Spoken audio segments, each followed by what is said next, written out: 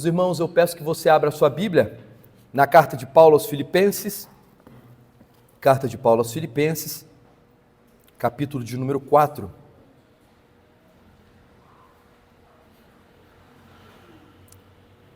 Carta de Paulo aos Filipenses, capítulo de número 4, leitura dos versículos 8 e 9, nós faremos nesta noite. Nós estamos nessa série, já a ponto de encerrarmos essa série, teremos somente mais um sermão, né? A sequência desse texto que nós estaremos vendo hoje, e hoje nós iremos meditar então no versículo 8 e 9. Ouça com fé o que nos diz a palavra do Senhor.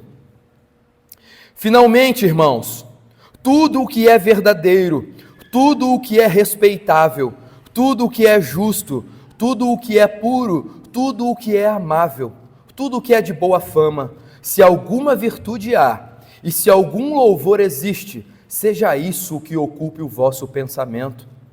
O que também aprendestes e recebestes, e ouvistes e vistes em mim, isso praticai, e o Deus da paz será convosco.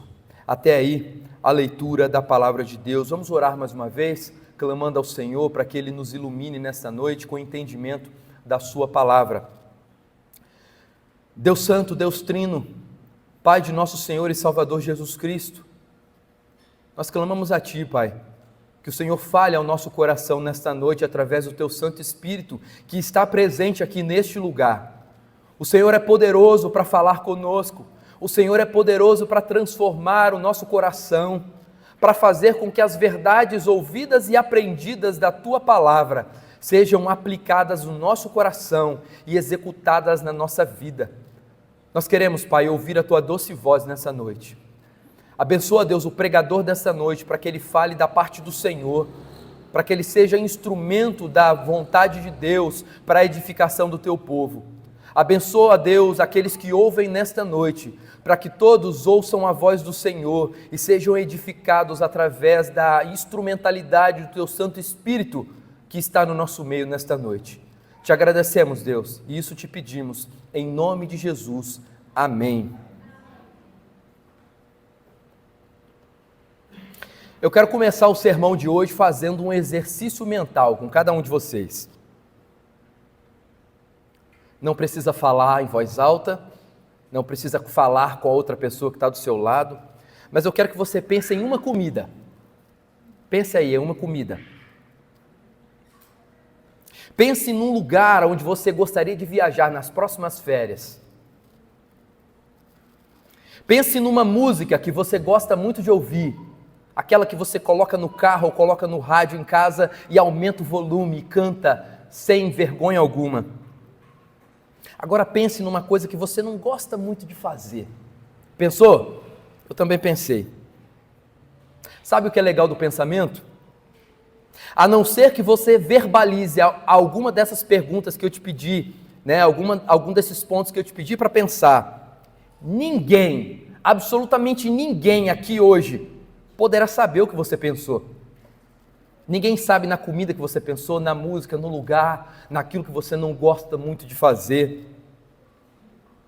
A nossa mente é como um multiverso, completamente à parte. Nós podemos imaginar que somos pessoas diferentes na nossa mente. Podemos imaginar sabores e até mesmo idealizar sabores. E parece que ele está na nossa boca. A gente inclusive cria sentimentos. A gente quando pensa numa comida boa, a gente fala, quase é que eu sinto o sabor daquela comida na minha boca. Podemos idealizar a decoração de uma casa, mesmo estando diante somente de um terreno, ainda sem nenhum tijolo construído. Conseguimos imaginar até mesmo a cor do tapete que você vai colocar depois que a casa estiver pronta. Mas não é sobre imaginação que eu quero pregar para vocês nessa noite. Analise agora aí na sua mente, com que frequência você pensa? Eu quero dizer, realmente pensa. Pensar nas coisas. Quão profundamente você tem refletido nas coisas importantes da sua vida? Ou você está tão envolvido com a correria do dia a dia e se encontra ao final do dia desprovido de qualquer vontade ou intensidade em colocar a cabeça no travesseiro e pensar no dia, em analisar aquilo que você fez de bom, em analisar aquilo que você precisa melhorar, em analisar talvez o plano do próximo dia para que seja executado de uma maneira melhor. Quanto tempo você tem gasto em pensar naquilo que tem significado eterno? O ritmo e as preocupações da nossa vida, especialmente no nosso mundo contemporâneo, conspiram contra um pensamento profundo. Somos conduzidos num ritmo invisível a pensarmos somente nas coisas corriqueiras. E as redes sociais cooperam para que isso aconteça cada vez mais com a gente. Somos encharcados de banalidades para poder passar o tempo. Quantas pessoas do passado, enquanto estavam esperando um ônibus ou esperando um táxi e hoje esperando um Uber, pensavam na vida, refletiam sobre aquilo que tem feito na vida. Hoje, infelizmente, as redes sociais, para a maioria das pessoas, têm tirado esses momentos de reflexão. Porque em qualquer momento onde alguém poderia refletir, saca-se o celular do bolso e começa a olhar vídeos sem sentido algum. E o nosso tempo é encharcado de coisas banais. Coisas que você vê, ri e de repente daqui a 10 minutos você nem lembra mais o que você viu. Coisas que não agregaram nada na sua vida. E com isso, o espaço para que a gente consiga realmente refletir sobre coisas profundas da nossa vida tem perdido terreno. Tem perdido terreno. Mas bem, nesta passagem, o apóstolo Paulo deixa absolutamente claro o quão importante é para a nossa vida cristã pensar profundamente. Meditar, refletir sobre a verdade da palavra de Deus. Na verdade, ele diz que é absolutamente estratégico para a nossa vida cristã que nós façamos isso. Pensar é importante. Irmãos, nossa vida de pensamento forma a base das nossas ações e palavras. Um autor chamado Jonathan Edwards, um grande pregador, ele certa vez disse o seguinte: as ideias e imagens nas mentes dos homens são os poderes invisíveis que constantemente os governam. As suas ideias governam as suas ações. Aquilo que você pensa domina as suas ações, domina as palavras que saem da sua boca. Portanto, é crucial para cada um de nós trazer nosso pensamento à submissão a Cristo. Até mesmo aquilo que nós pensamos, precisamos pensar biblicamente, para que cada aspecto prático da nossa vida também seja cheio do Espírito. Para que em todas as suas ações da vida simples, da vida comum, sejam dominadas pela palavra de Deus. Não pode haver nenhuma área da sua vida em que você vire assim: Senhor, o todo da minha vida o Senhor pode dominar, mas esse pedacinho aqui, deixa eu fazer do jeito que eu quero. Se você é de fato um servo de Cristo Jesus, Jesus é o Senhor de toda a sua vida. Daquilo que você ouve, daquilo que você come, daquilo que você vê, até mesmo daquilo que você pensa. E é isso que o apóstolo Paulo está falando para os filipenses ao escrever essa carta, e pela instrumentalidade da inspiração que Deus deu ao apóstolo Paulo, as palavras de Deus também falam conosco nesta noite. Sendo assim, o tema que eu quero pregar para vocês nessa noite é vivendo em conformidade com o Evangelho. Vivendo em conformidade com o Evangelho. E aí você pode perguntar assim: mas pastor, como que a gente pode viver em conformidade com o Evangelho? Paulo destaca duas coisas muito importantes para nós. Em primeiro lugar, nós veremos isso então em duas partes. Em primeiro lugar, e é o que vemos no versículo de número 8, que para nós vivermos em conformidade com o Evangelho, precisamos cultivar pensamentos alinhados com o Evangelho. Precisamos cultivar pensamentos alinhados com o Evangelho. Em Filipenses 4:8, Paulo nos exorta a desenvolver uma vida de pensamento cristão. Se você acompanhou bem a leitura, você vai perceber, ou você já percebeu, que é isso que Paulo faz. Paulo está falando, isso, essas coisas devem ocupar o seu pensamento. São essas coisas que devem nortear aquilo que você pensa. As suas palavras, meu irmão, não são divorciadas do contexto onde você vive. Não são divorciadas daquilo que você consome, daquilo que você vê e ouve. Praticar o versículo 8 é essencial se nós quisermos desenvolver e manter relacionamentos saudáveis. Afinal de contas, é isso que Paulo falou no capítulo 4, versículo 2 e 3. Rogo a Evódia e rogo a Sintique, pensem concordemente no Senhor. Se você quiser ter relacionamentos saudáveis, Jesus também precisa ser Senhor dos seus relacionamentos. Uma vida de pensamento cristão também é essencial para uma vida de alegria. É isso que Paulo fala no capítulo 4, versículo 4. Alegrai-vos sempre no Senhor. Outra vez digo, alegrai-vos. Cristo, então, deve ser o centro da sua alegria e não as outras coisas do mundo.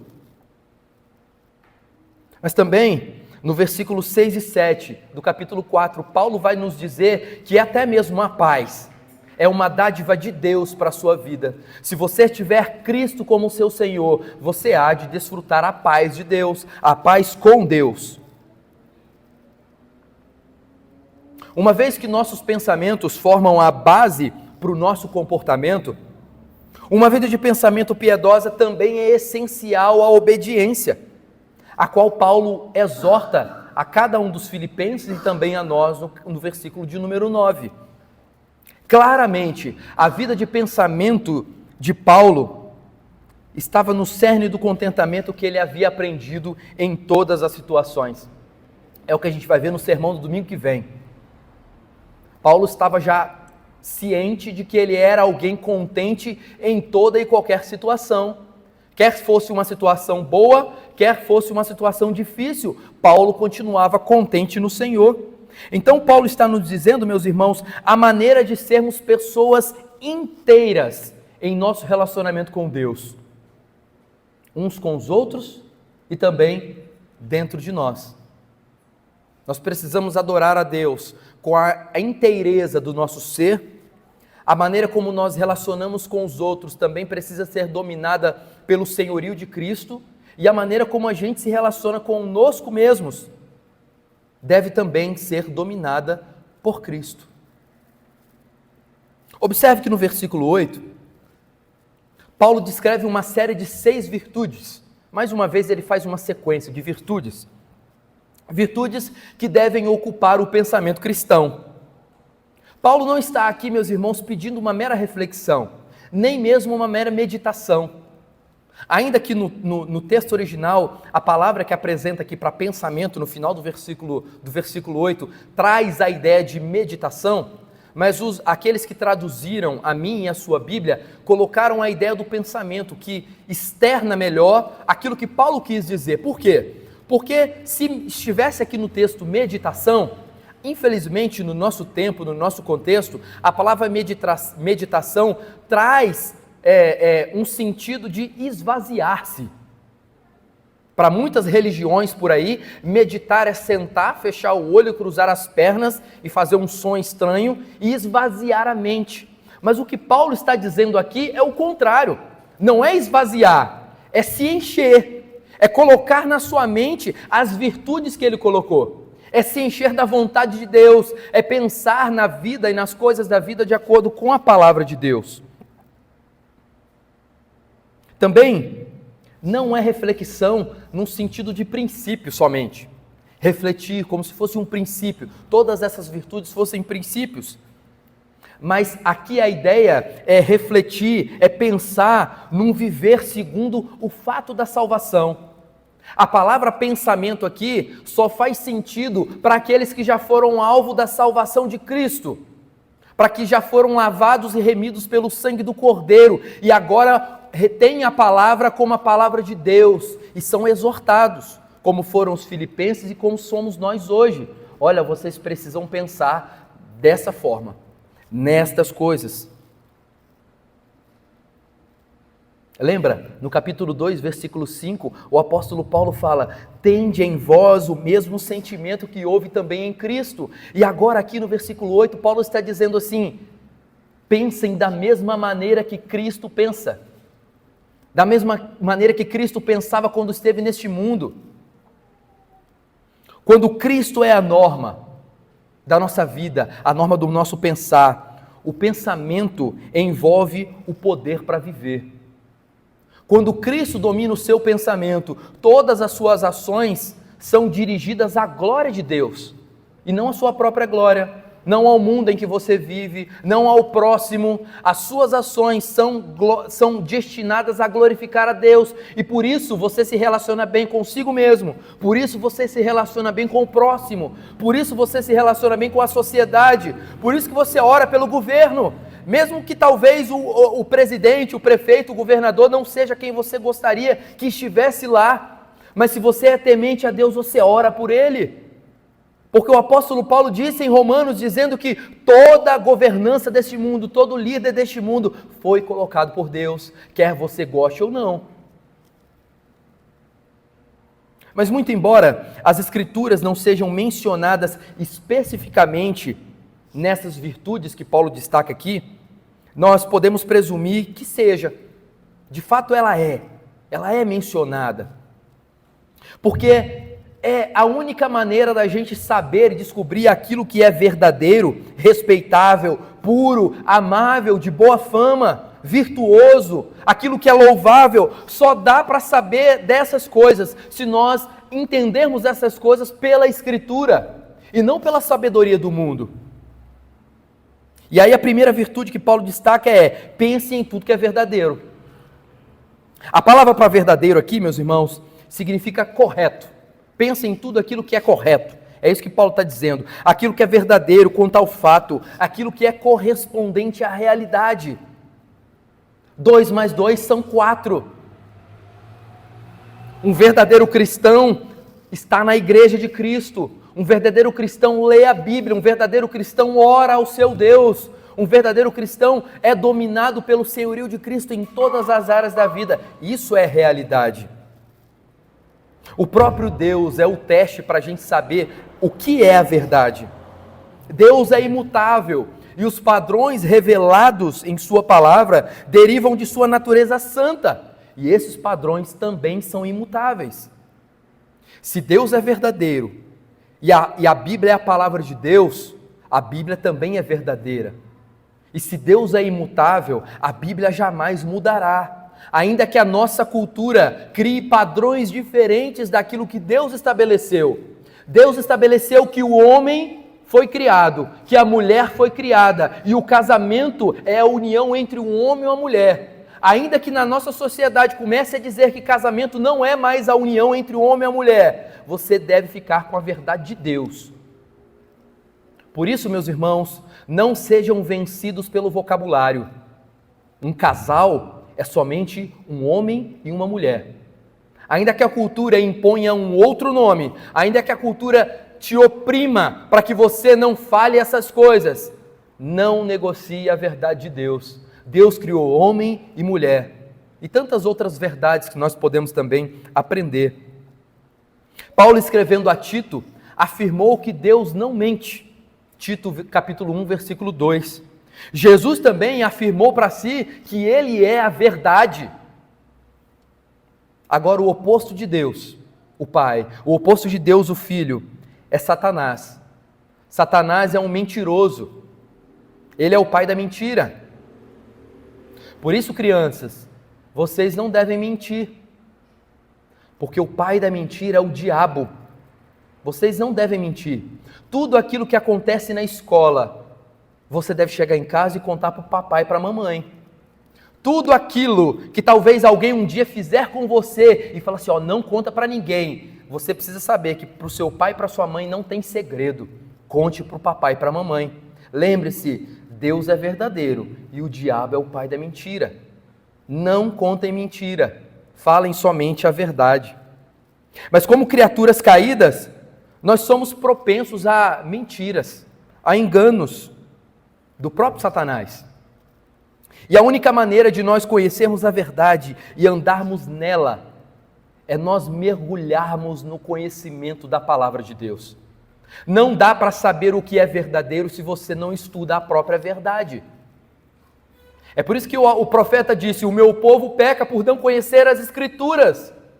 Se você não lê a palavra de Deus, se você não se dedica a aprender a palavra de Deus, não tem como você descobrir toda a verdade que Deus revelou.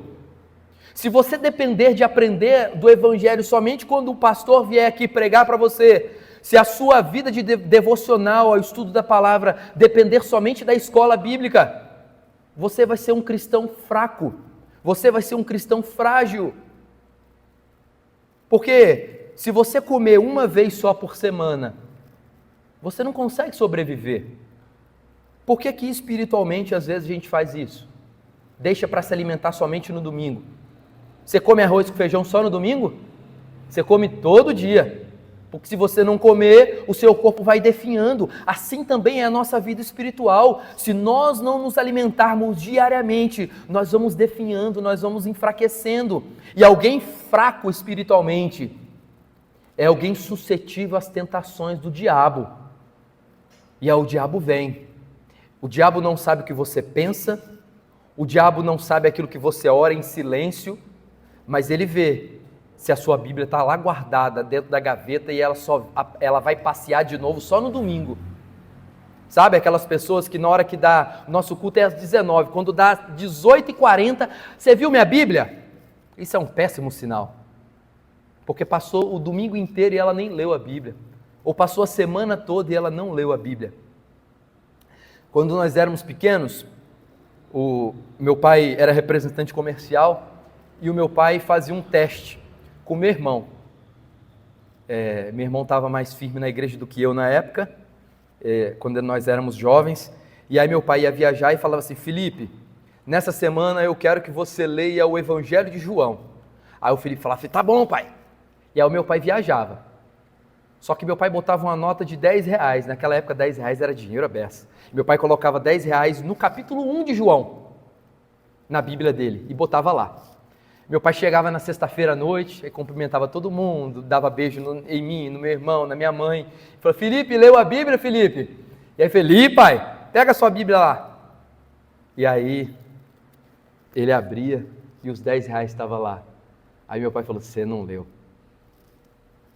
Lógico que depois, meu irmão foi ficando cada vez mais esperto, e quando meu pai falava para ler a Bíblia, ele não lia, mas ele fazia assim, para ver se tinha algum dinheiro. E com o tempo meu pai parou de deixar. A Bíblia tem que ter um valor inestimável para nós, mas se a gente ler, se a gente meditar nela, se a gente não fizer isso, ela vai ser somente algo valioso parado na gaveta, parado em cima da mesa, e a gente não vai desfrutar como precisamos desfrutar dela. A ideia aqui é que, ao pensarmos na verdade, a verdade tome conta dos nossos desejos, de modo que nós comecemos a desejar a coisa certa em vez da coisa errada, a permanente em vez da temporária, a adorável em vez da feia, a verdade em vez da falsa. Porque tudo aquilo que é verdadeiro, tudo aquilo que é belo, tudo aquilo que é eterno, tudo aquilo que é verdade, Deus está nisso. E tudo aquilo que é feio, tudo aquilo que é temporário, tudo aquilo que é falso, tudo aquilo que não é amável, Deus não está nessas coisas. Portanto, pense em tudo que é verdadeiro. Mas tem uma segunda virtude que Paulo fala para a gente. Ele diz: pense em tudo aquilo que é respeitável.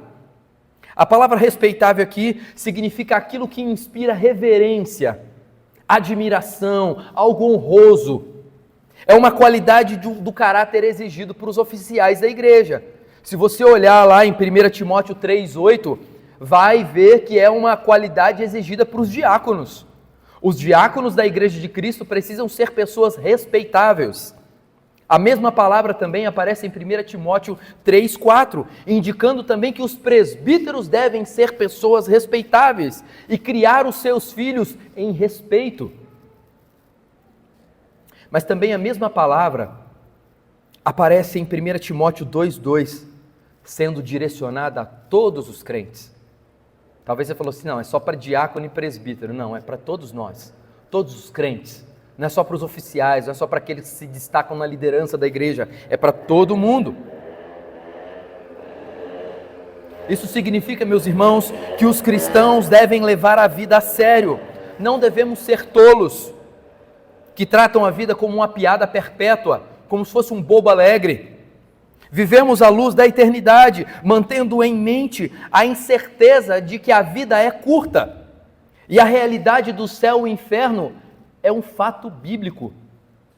Existe céu, existe inferno, existe um Deus Salvador que pode livrar alguém do inferno, desde que essa pessoa se arrependa, desde que essa pessoa tenha Cristo como seu Salvador. Isso não significa que a gente não possa desfrutar de um humor limpo.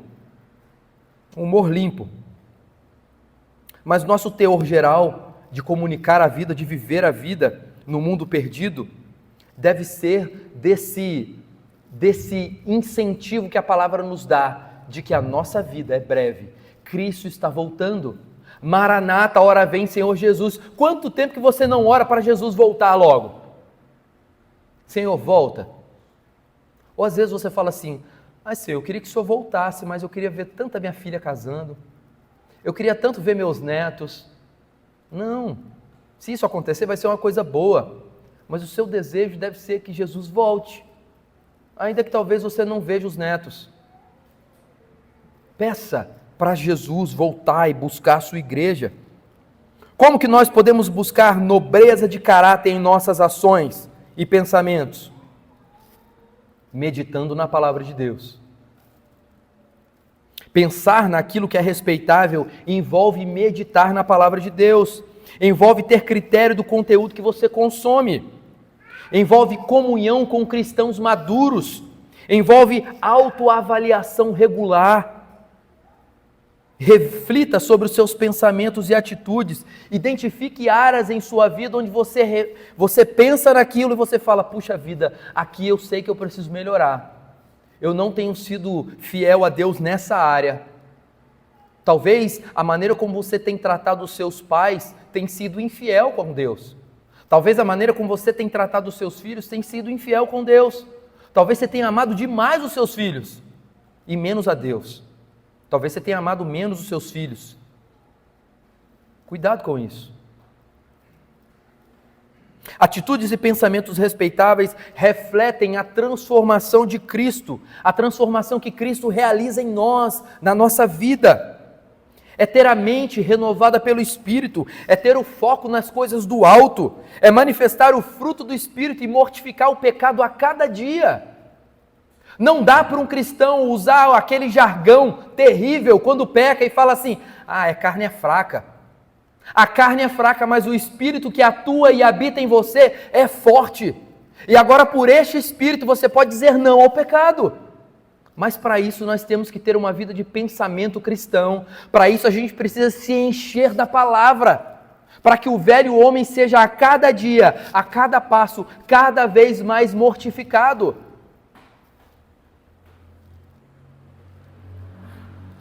Pense naquilo que é respeitável. Mas Paulo fala de uma terceira característica, ele fala, pense no que é justo. Nós devemos ser pessoas justas, como João escreve, lá em 1 João 3, 7 e 8. Filhinhos, ninguém vos engane, aquele que pratica justiça é justo, assim como ele é justo. Quem? Deus. E ele continua, aquele que pratica o pecado é do diabo. Então quem é justo é quem pratica a justiça, e quem pratica a injustiça pertence ao diabo e não a Deus. Pensar no que é certo infere em pensar na natureza santa de Deus, especialmente revelada na pessoa de Jesus Cristo. É Cristo que é o nosso exemplo maior, é Cristo que modela o nosso comportamento, é Cristo que norteia a maneira como nós pensamos, agimos, falamos. Tendo recebido de Deus tanto a justiça que foi concedida por Cristo na cruz, pelo seu sacrifício, os crentes devem pensar com retidão. Mas Paulo fala mais uma coisa, mais uma virtude. Ele fala, pense no que é puro. Pense no que é puro. A palavra se refere à pureza cerimonial, A origem da palavra pureza, ela vem de uma ideia de limpeza cerimonial, de alguém estar apto para trabalhar, para cultuar a Deus. E significa manter os nossos corpos imaculados, abstendo-nos dos pecados sexuais. E Paulo também diz: pense no que é amável.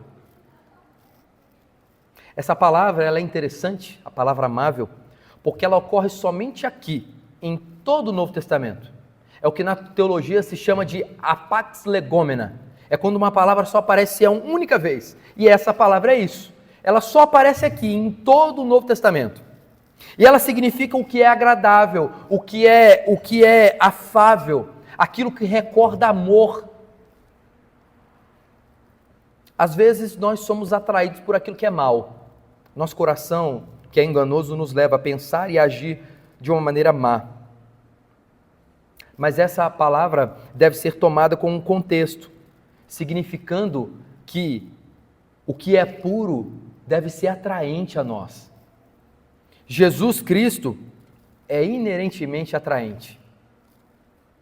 E por isso nós devemos pensar continuamente no nosso adorável Senhor, porque Ele é puro, Ele é amável. E Paulo continua nos dando mais uma característica.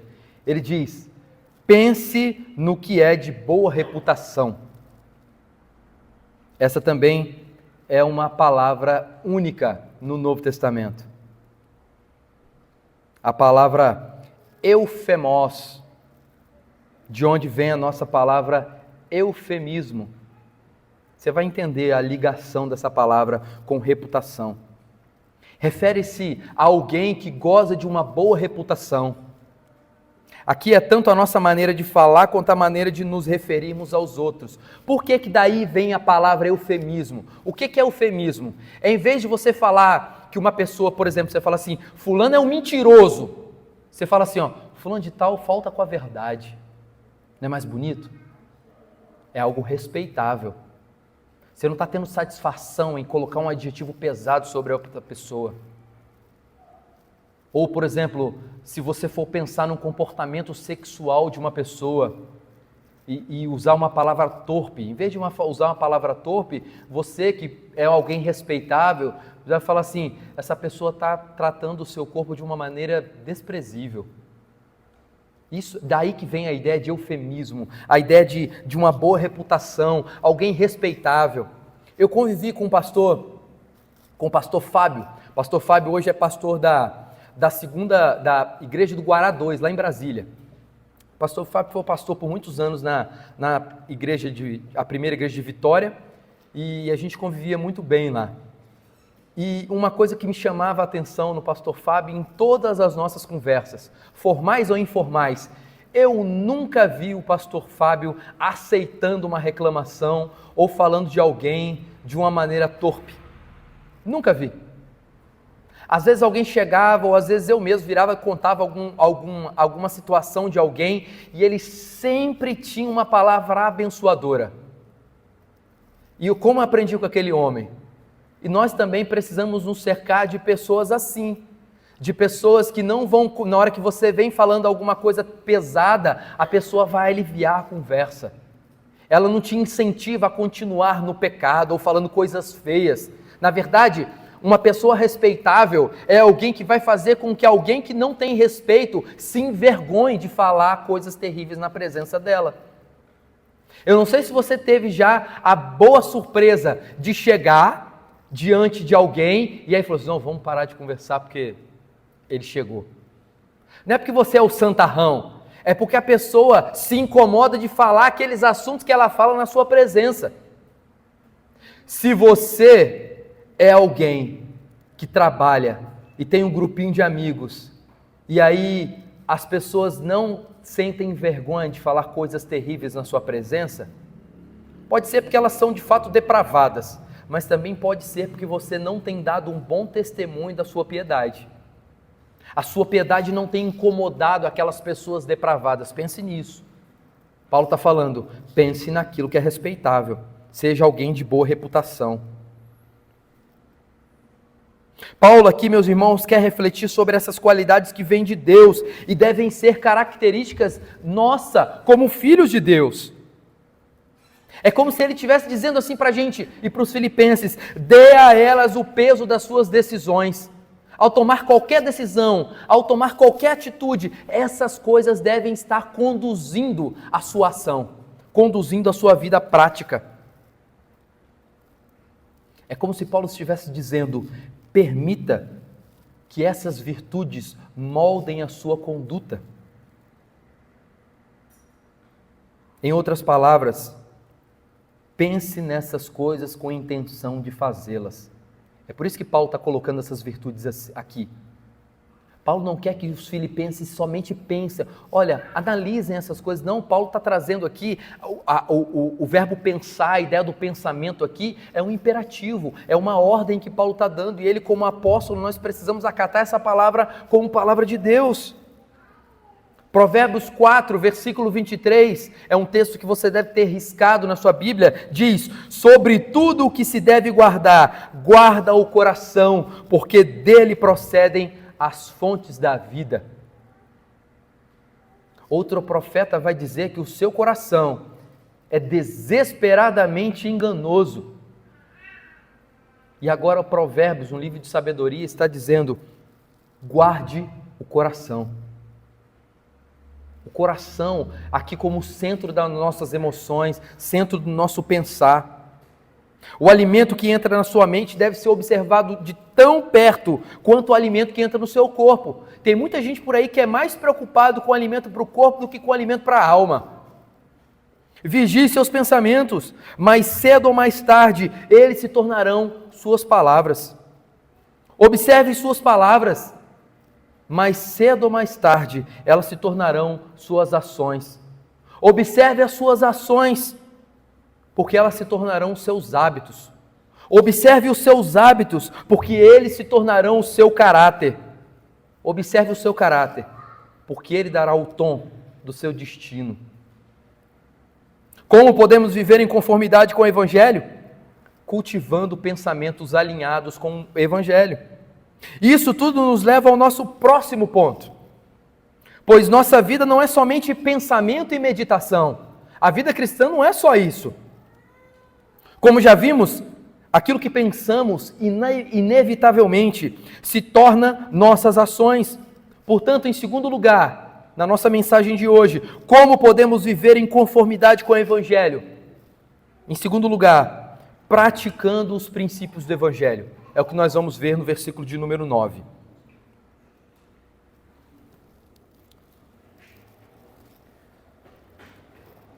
Um médico em São Paulo, dono de uma casa no interior do Nordeste, sentia pena das pessoas lá daquele lugarejo, onde ele tinha uma casa na praia. Era um lugar pobre, a vila de pescadores muito pobre. E ele percebia que as pessoas que ali moravam, a maioria das pessoas passavam mal e tinham doenças intestinais, porque o leite que elas consumiam era de animais do curral doméstico e não havia pasteurização do leite. Aquele homem muito rico se apiedou daquelas pessoas e então ofertou uma máquina de pasteurização. O leite, então, é ser pasteurizado. Se você não sabe, é o leite que nós tomamos. Ele é levado a uma temperatura que mata todas as bactérias, os micróbios, então por isso que o leite dura tanto. Então, esse homem deu essa máquina. E foi uma grande festa no dia que a máquina chegou. Eles fizeram um galpão e colocaram ali, e então aquela máquina foi instalada. O médico foi embora para São Paulo, e meses depois ele retornou até a vila. E o líder da vila o cumprimentou dizendo assim: ô doutor, que bom vê-lo. Se eu soubesse que o senhor viria, a gente tinha ligado a máquina. Obviamente é uma história, mas essa história nos mostra que uma máquina de pasteurização não faz bem algum se ela não for conectada à energia. Se o leite para tomar não for colocado lá e for consumido de lá.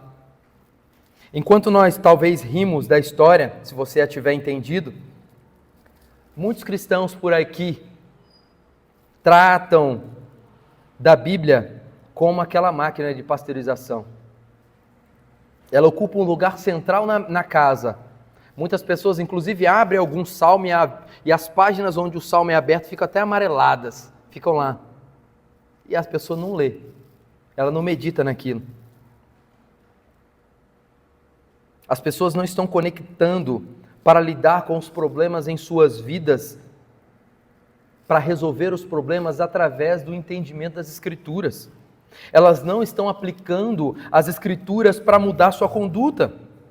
Todos nós tendemos a pensar que ir à igreja é algo bom, e vir à igreja é algo bom. A igreja é um lugar bom para se estar. É bom cantar e ter comunhão com pessoas legais e ouvir uma mensagem da palavra de Deus. Mas Tiago, no capítulo 1, versículo 22, nos avisa que se nós simplesmente ouvirmos a palavra de Deus, mas não nos tornarmos praticantes dela, enganamos a nós mesmos. É o que Tiago diz. Tiago 1, 22. Ouvir a Bíblia e conhecer a Bíblia sem traduzir esse conhecimento em obediência é perigoso, porque nós enganamos a nós mesmos. A Bíblia não foi escrita para satisfazer a nossa curiosidade, ou para encher os nossos cadernos de tabela, de profecia, de teologia.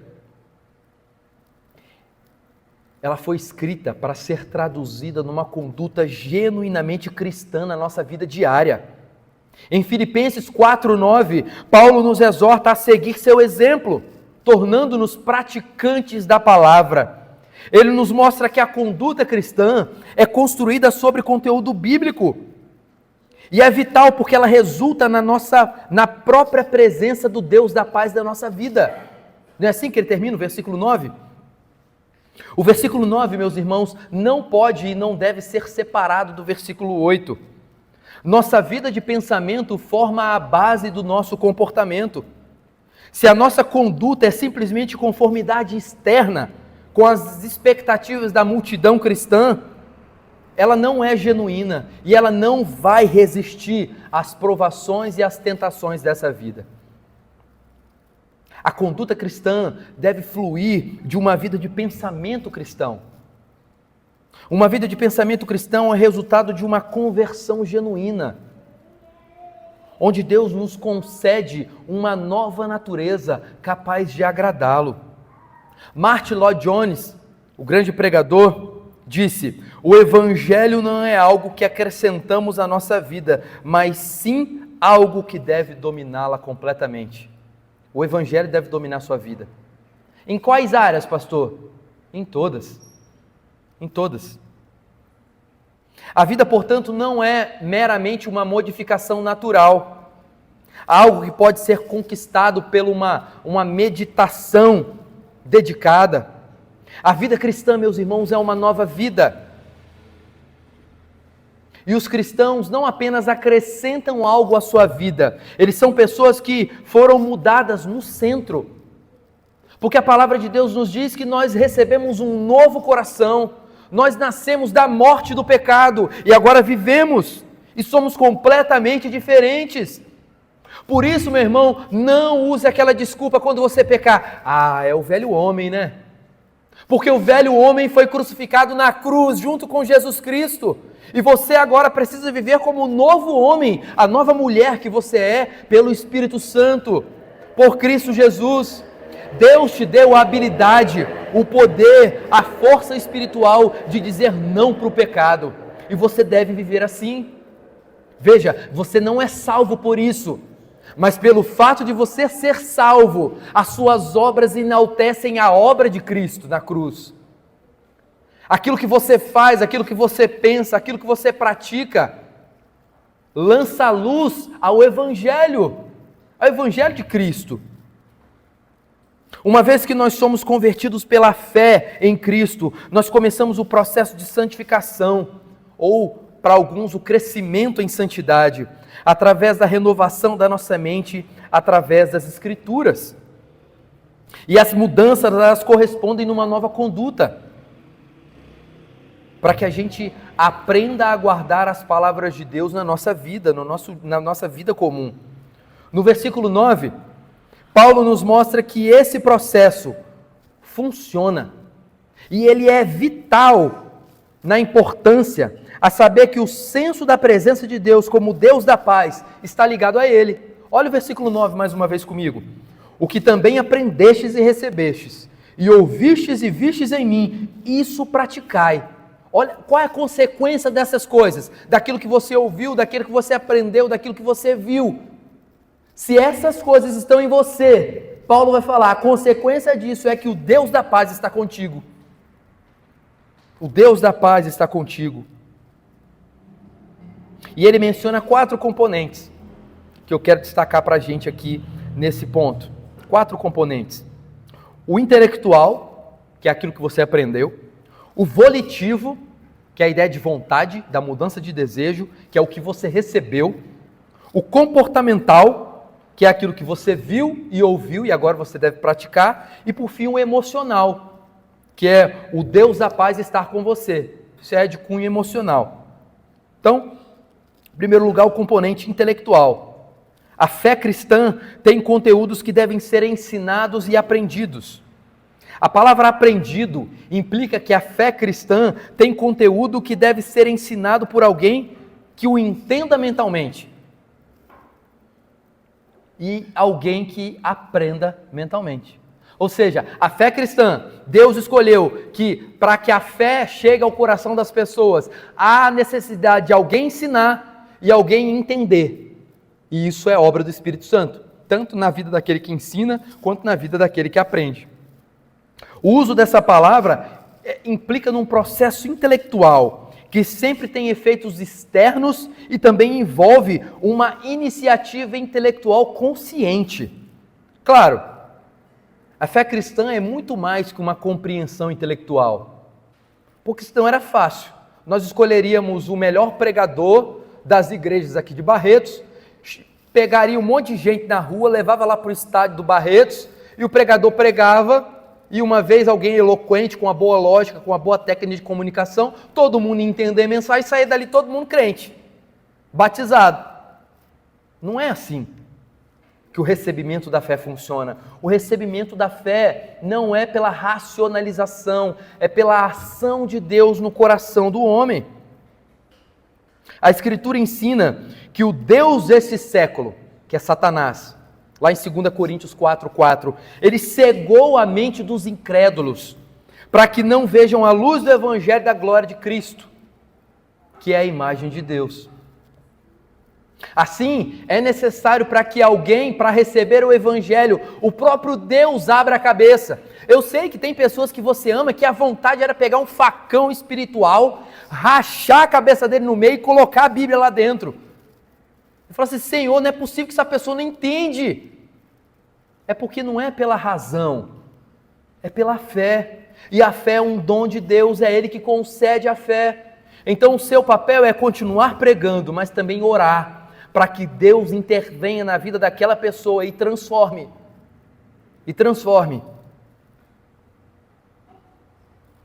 Assim, Deus deve abrir a mente dos descrentes para responder ao Evangelho, como Paulo também continua dizendo, lá em 2 Coríntios, no capítulo 4, versículo 6, ele diz assim, veja, porque Deus que disse, das trevas resplandecerá a luz, Ele mesmo resplandeceu em nosso coração, para a iluminação do conhecimento da glória de Deus na face de Cristo.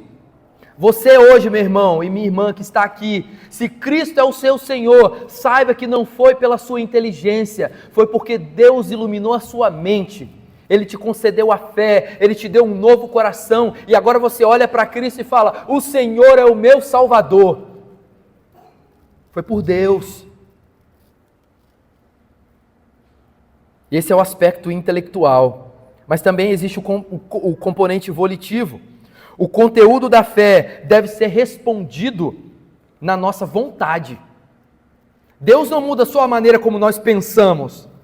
Deus transforma a maneira como nós pensamos, para que uma vez pensando dominados por Cristo, debaixo do senhorio de Cristo, as nossas ações, as nossas vontades também são mudadas, também são transformadas.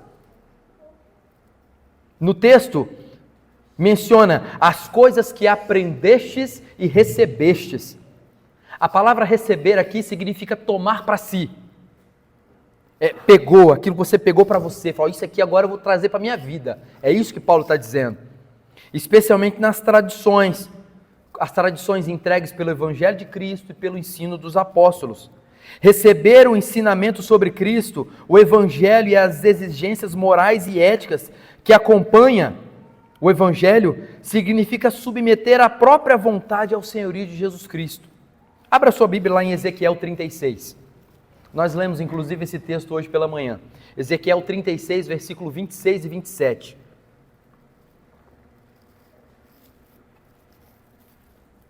Olha o que o profeta diz. Ele é boca de Deus para isso.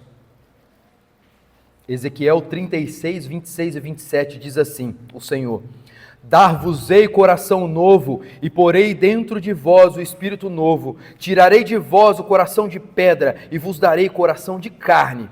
Porei dentro de vós o meu espírito, e farei que andeis nos meus estatutos, guardeis os meus juízos, e os observeis. Cristo morreu na cruz, meu irmão, para que essa promessa pudesse ser cumprida na sua vida. E você ama a Cristo hoje porque essa promessa de Ezequiel se cumpriu na sua vida. É Deus que muda a sua vontade. E é nessa nova vida que nós somos enxertados em Cristo, que é a videira verdadeira. O conteúdo da fé é recebido em Cristo e por Cristo. Sua vontade é redimida como cristão. Você vive em submissão ao seu Senhor. Veja, muitas igrejas e muitas pessoas às vezes acham que para ir para a igreja ele tem que deixar de beber e de fumar, ele tem que deixar de se prostituir, ele tem que deixar de fazer um monte de coisa, como se ele fosse o Senhor da sua própria vida. A palavra de Deus diz: vinde a mim como estás. Mas veja, aqueles que vêm a Deus como está, Deus é todo poderoso para fazer com que essa pessoa não permaneça como ela estava antes. Deus a transforma, Ele muda a vontade. Ele faz com que alguém que amava o cigarro não suporte sentir o cheiro do cigarro. Ele faz com que alguém que era dominado pelo vício da bebida alcoólica atravesse a rua para não passar na frente mais de um bar. Ele faz com que alguém que não podia ver uma outra mulher, um outro homem e era um adúltero, ele faz essa pessoa uma pessoa fiel ao seu cônjuge. É Cristo que faz isso, é Cristo que muda a vontade. Por isso, meu irmão, talvez você está aqui nessa noite e está esperando algum momento, algo transmudar na sua vida, para que você venha a Cristo. Eu te digo, aceite o Senhor como seu Salvador, e Ele é todo poderoso para mudar a sua vontade, Ele é todo poderoso para mudar o seu comportamento, Ele é todo poderoso para fazer com que você seja alguém irreconhecível diante daqueles que talvez antes sentavam na mesa de um bar com você. Cristo pode fazer isso. Isso é o Evangelho que te transformou. Porque talvez você não bebia, não fumava, não se prostituía, mas você foi alvo da mesma graça que pode salvar alguém agora que está perdido na sarjeta em Barretos, fumando uma pedra de crack. Ele precisa da mesma graça que você precisou. Porque sem a graça de Deus não há salvação. Sem o sangue remidor de Cristo não há como alguém entrar no céu. Nós somos salvos pela graça, pela justificação de Cristo e somente Ele. Cristo muda a nossa vontade, mas também Cristo muda o nosso comportamento. O conteúdo da fé cristã deve ser trabalhado na conduta da vida real. Paulo diz: as coisas que ouvistes e vistes em mim, isso praticai. Paulo aqui, meus irmãos, não está se gabando. Paulo está falando assim: olhem para mim, porque eu sou o cara e vocês precisam fazer do mesmo jeito que eu fiz. Não. Paulo sabia da vida piedosa que ele tinha. Tanto que no próximo sermão a gente vai ver isso. Dos caminhos que ele andou, das dificuldades que ele passou. E agora ele tinha plena consciência de que ele era fiel em Cristo na dificuldade e na alegria. Na saúde e na doença. E você? E você? Quem é você nos momentos de crise? Será que você ainda mantém a integridade cristã quando a doença chega na sua porta? Será que você mantém ainda a integridade cristã quando algum problema chega na sua casa? Será que você mantém a integridade cristã em momentos de crise? Ou você se torna uma outra pessoa? Que espragueja, que reclama, que murmura? As palavras de Paulo apontam para a importância de termos exemplos piedosos que nos mostram não apenas por palavras, mas também pela maneira como se conduzem no lar em todas as áreas da vida. Mas por fim, meus irmãos, há o comportamento emocional. O resultado da conduta cristã é a própria presença de Deus, do Deus da paz, em você. Não é com você, é em você, através do Espírito Santo. No versículo 7, nós vimos que a oração do capítulo 4, nós vimos que a oração específica e agradecida resulta na paz. Veja o versículo 7. E a paz de Deus, que excede todo o entendimento, guardará o vosso coração e a vossa mente em Cristo Jesus. No versículo 9, nós vemos que a prática da conduta cristã resulta no Deus da paz conosco. Você pode estar se perguntando assim: pastor, eu pensei que Deus estava sempre comigo. Por que Paulo agora diz algo que é sempre verdade, como se fosse um acordo especial? A resposta é porque é um acordo especial. Sim, Deus está sempre com o crente, mas nem sempre nós sentimos a sua presença, não é verdade? Às vezes a gente parece que está frio, parece que Deus está distante, mas se você conhece as Escrituras, você sabe que Deus, uma vez que Ele é o seu Pai, que Ele te adota em Cristo Jesus, Ele jamais te abandona, agora você faz parte da família. Nem sempre a gente reconhece a presença do Deus da paz conosco. Ele é o Deus que nunca é perturbado pelos altos e baixos da nossa vida, pelas tempestades das circunstâncias que nos atingem, porque Ele é o Deus eterno, Ele é o Deus soberano, Ele é o Deus todo-poderoso, que realiza os seus propósitos. Veja, você deseja a presença do Deus da paz consigo? Você deseja a presença do Deus da paz na sua vida? Quando Moisés se deparou com uma tarefa difícil, uma tarefa impressionantemente de liderar uma nação inteira para fora da escravidão do Egito, através do deserto árido do Sinai, ele orou lá em Êxodo 33, versículo 15 e 16. Ele disse: se a tua presença, Senhor, não for comigo, eu não vou. Eu não vou. Quantas vezes você sai de casa sem falar com Deus? Senhor, me acompanha nesse dia. Me acompanha nesse dia. Abençoa meu trabalho. Me proteja. Quantas pessoas só tomam um café puro, comem um pão ali com manteiga e vai para o trabalho e vive uma vida como se fosse um robô. E à noite chega e janta e toma banho e vê filme e vai dormir. E aí no domingo ele fala: eu tenho que ir para a EBD, 9h30 no domingo lá no Cristiano.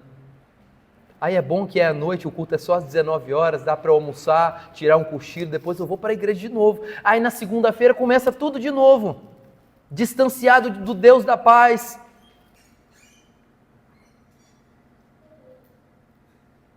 Deus respondeu para Moisés depois da oração que ele fez, dizendo: fica tranquilo, Moisés, eu vou com vocês, a minha presença estará com vocês.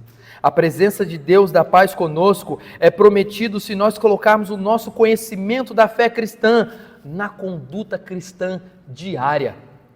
Portanto, meu irmão, minha irmã que está aqui nessa noite, pratique o Evangelho, não só pense no Evangelho, não só saiba dizer palavras do Evangelho, pratique o Evangelho. Vejam, não quero que ao final desse sermão, a essa altura, já chegando na conclusão, você pense que todas essas virtudes que nós vimos aqui são naturais em você. Não são.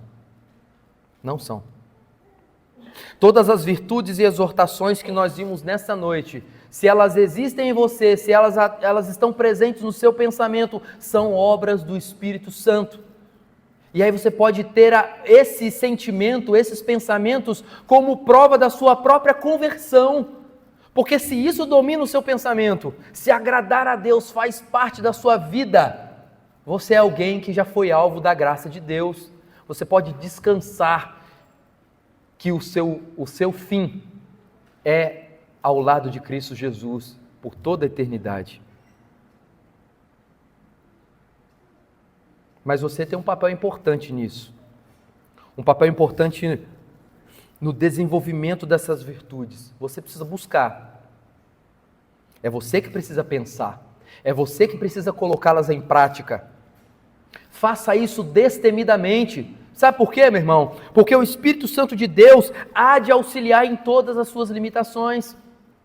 Você não está conseguindo pensar na verdade? Peça a Deus. Você não está conseguindo ter uma conduta respeitável? O Espírito Santo vai te ajudar. Você não está conseguindo ser uma pessoa justa? O Espírito Santo vai te ajudar. Você não está conseguindo ser puro? O Espírito Santo vai te ajudar. Você não consegue ser amável? O Espírito Santo vai te ajudar. Você não consegue ter boa fama? O Espírito Santo vai te ajudar. Você não consegue ser alguém virtuoso? O Espírito Santo vai te ajudar. Você não consegue ter na sua vida coisas que louvam a Deus? O Espírito Santo vai te ajudar. Porque Ele é o seu consolador. E você precisa crer acreditando nisso. Eu quero te encorajar a isso. Mas eu também não posso deixar de te alertar que você certamente vai falhar em cada uma dessas virtudes que nós vimos aqui nessa noite. Sim, você vai falhar, mas não se desespere. Quando você falhar, lembre-se que a sua salvação não depende de ser perfeito em todas essas virtudes, em ter um pensamento completamente perfeito e cativo a Deus, porque a sua salvação não está nas suas mãos. A sua salvação está nas mãos daquele que tem todas essas virtudes de modo perfeito, que é Cristo Jesus, o nosso Salvador. Cristo Jesus é o modelo para que você viva de acordo com os princípios aprendidos aqui hoje. Lembra do exercício mental que eu fiz lá no início? Eu ainda não sei o que você pensou. Em qual comida, em qual lugar, em qual música. Mas uma coisa eu desejo saber do seu pensamento. É que tudo que é verdadeiro, tudo que é respeitável, tudo que é justo, tudo aquilo que é amável, tudo aquilo que é puro, tudo aquilo que é de boa fama, tudo aquilo que é virtuoso, tudo aquilo que é louvável, é o que está ocupando a sua mente. E tudo isso você há de praticar para viver em conformidade com o Evangelho. E certamente você vai descansar, porque fazendo isso, você vai ter a convicção de que o Deus da paz está contigo. Deus nos abençoe.